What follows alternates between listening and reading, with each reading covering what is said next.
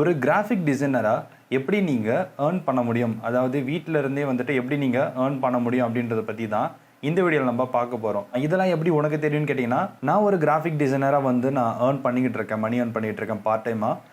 நீங்களும் வந்து ஏர்ன் பண்ண முடியும். ஸோ நான் சொல்கிற இந்த ஸ்டெப்ஸ் எல்லாத்தையும் நீங்கள் ஃபாலோ பண்ணிங்க அப்படின்னா கண்டிப்பாக ஏர்ன் பண்ண முடியும். அதனால் இந்த வீடியோவை ஸ்கிப் பண்ணாமல் ஃபுல்லாக பாருங்கள். இந்த வீடியோவில் சொல்ல போகிற எல்லா விஷயங்களும் வந்துட்டு சிம்பிள் கிடையாது. நீங்கள் ஹார்ட் ஒர்க் பண்ண ரெடியாக இருக்கீங்க அப்படின்னா மட்டும் இந்த வீடியோ ஃபுல்லாக பாருங்கள். அப்படி இல்லைனா இந்த வீடியோ இப்போவே ஸ்டாப் பண்ணிக்கோங்க. இந்த வீடியோ யாருக்காக அப்படின்னு பார்த்தீங்க அப்படின்னா, ஸ்கில் இல்லைனாலும் பிரச்சனை இல்லை, ஆனால் நான் வந்து லேர்ன் பண்ணணும், அதை வச்சுட்டு நான் ஏர்ன் பண்ணணும் அப்படின்னு நினைக்கிறவங்களுக்கான வீடியோ தான் இது. மொதல் விஷயம் வந்து என்னென்னு கேட்டிங்க அப்படின்னா, உங்களுடைய ஸ்கில்லை வந்து டெவலப் பண்ணிக்கணும். ஸ்கில்லை வந்து எங்கேப்பா போய் டெவலப் பண்ணுறது அப்படின்னு கேட்டிங்க அப்படின்னா, அதுக்கு ஒரு சில வழிகள் இருக்குது.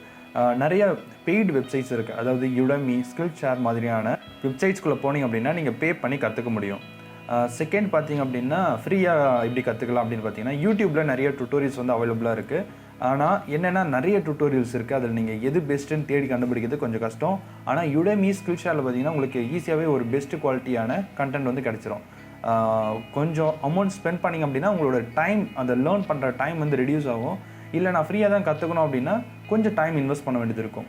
அதையும் தாண்டி எப்படி நம்ம ஈஸியாக கற்றுக்கலாம், கொஞ்சம் குயிக்காக கற்றுக்கலாம் அப்படின்னா, உங்கள் ஃப்ரெண்ட்ஸ் யாருன்னா வந்து கிராஃபிக் டிசைனராக கண்டிப்பாக இருப்பாங்க. அவங்கள காண்டாக்ட் பண்ணுங்கள். அவங்கள காண்டாக்ட் பண்ணி பேசிக்ஸ் வந்து அவங்ககிட்ட கற்றுக்கிட்டு அதுக்கப்புறமா யூடியூப்குள்ளே போனீங்க அப்படின்னா நீங்கள் உங்களோட ஸ்கில்லை வந்து ஈஸியாகவே டெவலப் பண்ணிக்கலாம். நெக்ஸ்ட்டு வந்து ப்ராக்டிஸ்.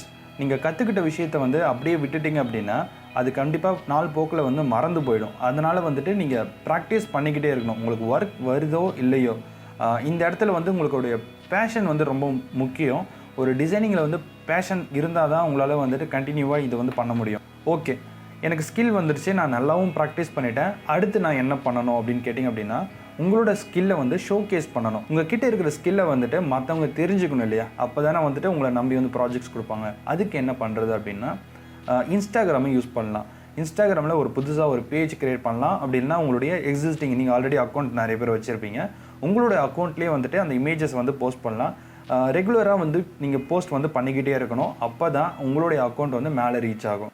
இன்ஸ்டாகிராமுக்கு அடுத்து இருக்கிறது என்னென்னு பார்த்தீங்க அப்படின்னா பிஹான்ஸ் பார்த்தீங்க அப்படின்னா அடோபோடைய ஒரு ப்ராடக்ட்டு. இது டிசைனருக்கான ஒரு தனி போர்ட்டல் அப்படின்னே சொல்லலாம்.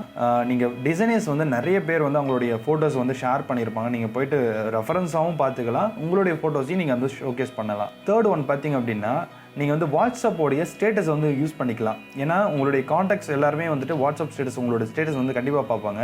நிறைய பேர் பார்த்தீங்க அப்படின்னா சினிமா சாங்ஸ் வைக்கிறதுக்காகவும் மீம்ஸை ஷேர் பண்ணுறதுக்காகவும் ஸ்டேட்டஸை வந்து யூஸ் பண்ணிக்கிட்டு இருக்காங்க. அந்த இடத்துல வந்துட்டு நீங்கள் உங்களுடைய மார்க்கெட்டிங் வந்து பண்ண முடியும். உண்மையாகவே உங்கள் க்ளோஸ் ஃப்ரெண்ட்ஸ் எல்லாருமே அதை பார்த்தாங்க அப்படின்னா அவங்களுக்கு ஒரு டிசைனர் தேவைப்படும் போது உங்களை கண்டிப்பாக காண்டாக்ட் பண்ணுவாங்க. என்ன நிறைய பேர் காண்டாக்ட் பண்ணியிருக்காங்க. ஸோ அதை யூஸ் பண்ணிக்கோங்க. அடுத்து லாஸ்ட்டாக என்ன விஷயம் அப்படின்னு பார்த்தீங்க அப்படின்னா, ஒரு ப்ராஜெக்ட்ஸ் உங்களுக்கு கிடைக்குது, அதை எப்படி ஹேண்டில் பண்ணுறது அப்படிங்கிறதுலாம் வந்துட்டு நான் நெக்ஸ்ட் வீடியோவில் வந்து சொல்கிறேன். இப்போ நிறைய பேருடைய கொஸ்டின் என்னவா இருக்கும் அப்படின்னா, எவ்வளோ ஏர்ன் பண்ணலாம், மந்த்லி எவ்வளோ ஏர்ன் பண்ணலாம் அப்படின்றது. இந்த நான் கவுண்ட்டை வந்து நான் ரேண்டமாக சொல்கிறேன். இது வந்து அக்யூரேட் கிடையாது. உங்களுடைய ஒர்க்குக்கு ஏற்ற மாதிரி, உங்களுடைய ப்ராஜெக்ட்ஸ்க்கு ஏற்ற மாதிரி வந்துட்டு இந்த அமௌண்ட் வந்து வேரி ஆகும்.